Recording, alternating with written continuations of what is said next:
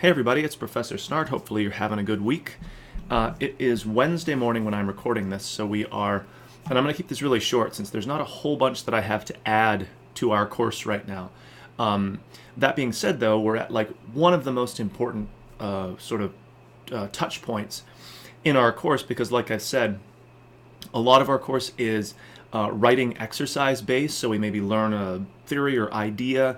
We read something and then we try to respond to it or put it into practice in a kind of one-off writing exercise. But really the core of this course is built on these workshops. So we're at a very sort of critical point here. So if we look at our due dates, and again, it depends on when you're watching this, but I'm recording it on Wednesday.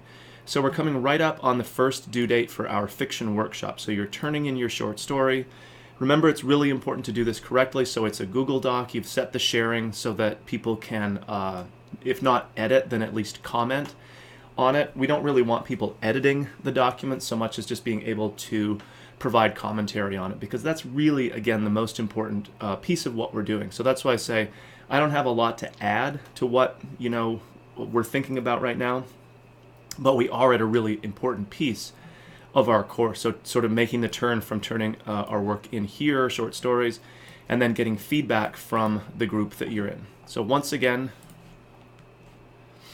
if we look at our workshop unit, again, some reminders about how to post. So making sure that it's a Google Doc, very shareable, accessible format.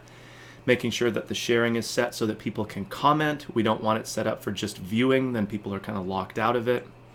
And then using the discussion board here, down here, right, to post the URL to your short story. Again, we have our groups set up. You'll find a thread already created for your group. So, okay, now we've done that first due date, and now it's really, I think, the most important and most valuable moment in our course.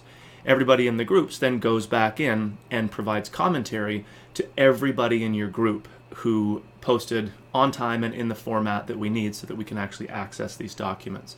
So don't just reply in like a paragraph in the discussion board. It has to be you actually in the document doing comments. Remember to either sign in or add your name to those comments so I can see like who said what. I don't just want a bunch of anonymous comments. It's impossible to grade that way. So it's important that you either sign in or, again, when you do a comment, just type your name in there as well. Might be a good opportunity to review. The note on feedback is really from me to you. It's not so much about doing feedback within the course. And it's kind of a reminder that I don't provide a ton of line by line, word by word, paragraph by paragraph kinds of feedback, largely in the interest of time getting work back to you. But that's not to say that if you wanted that sort of level of feedback, I'm more than happy to give it. We just need to set up a time to meet, whether it's virtual or face-to-face or whatever, so that I can give you that more detailed feedback, more granular feedback if you're interested. So that option is always there. How the workshops work, though, is again a little reminder about how to post, how to set up your Google Doc, but then how to provide feedback. It might be worth reviewing this before you jump into doing it. The golden rule, right, applies. Just be conscious of tone, especially when we don't have nonverbal signals like we might have in a face-to-face environment. Hopefully you feel comfortable with the folks in our class at this point. It's not just a bunch of strangers that you're dealing with.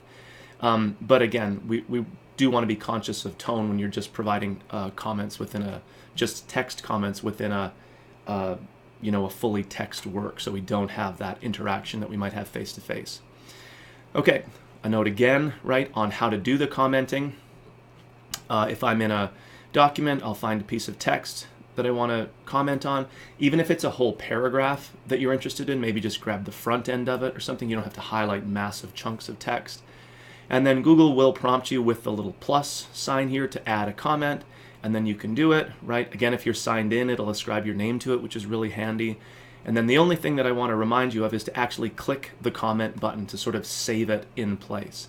And again, within your feedback group, if I've written my story, now I'm in a group with like 2 or 3 other people, I'll get that commentary from all of those readers, which I think is really helpful because sometimes 2 readers might agree on something, and that's really indicative.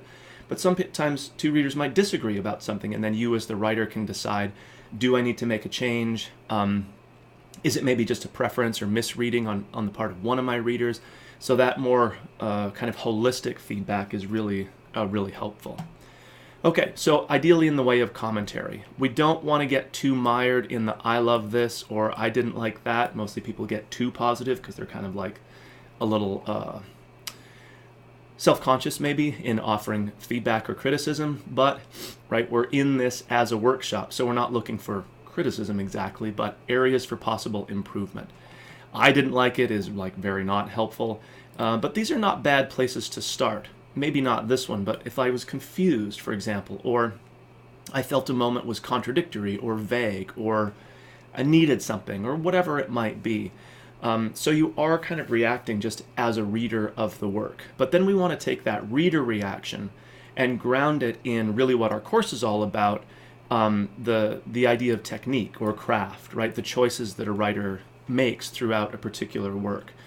So we can start with our reader reaction, but then we want to provide an extra level of commentary, and this is really what the workshop is valuable for, about like, why am I confused?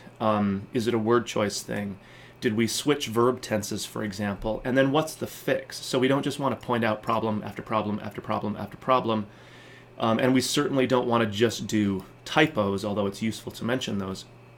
But we always want to suggest a possible revision for the work that we're reading. And again, it's important to remember that as the writer, what you're getting is feedback, not mandatory changes that you must make depending on what somebody has said. So oftentimes revision is almost like a literal re-seeing of a work. So I get some feedback. All my readers were confused about this middle paragraph because I introduced a character that I hadn't talked about before, so they were just confused. And so one person makes a suggestion, oh, maybe you should talk about this character earlier in the work, like right at the beginning. And so I'm going to take that to heart and I'm going to try it, right? I experiment with that revision, that way of making something different. But it doesn't mean I have to stick with it. It doesn't mean that every change we make to a work makes the work better. Sometimes we actually have to make that change to see it, to revision or re-see it. And then we realize, no, that actually doesn't make it worse. It introduces a whole bunch of other problems. So sure, I have to talk about that character, but do I need to do it so far back that now it still seems kind of out of joint? So maybe I just need more in that particular moment about the character and who he or she is, and that fixes the confusion. So in other words, not every change we make, it's now set in stone, or it just is de facto going to make the work better. Sometimes we experiment with the change and then decide, nope, that actually makes it worse. I have to go back, right? So again, really grounding your feedback in different choices that an author could make, or at least to experiment with. Again, we need commentary throughout a document, not just a couple of points here or there. We need to attend to what we would call higher order things, bigger picture of organization, the craft of writing, not just, oh, you need a period here. Oh, this isn't how to use a semicolon or whatever. Those are useful, I suppose, but if our commentary is just that, it doesn't really give the writer much to work with other than basic kinds of editing things. Okay, so I'm going to leave it there. Reread the assignment or the walkthrough for doing feedback here can be really useful. And then again, not a lot of new content that we're dealing with, but a really important piece of our course. I think the most valuable aspect of this writing course is for you to do the writing and then get feedback from a group of readers. What do they think? What worked? What didn't work? And then you can, revise and submit for publication if you want to. You can work with me if you want to. But as far as our course goes, we then move on to our next genre and kind of repeat the whole process. Some writing exercises, building up to a workshop, and then submitting work and getting feedback. Okay?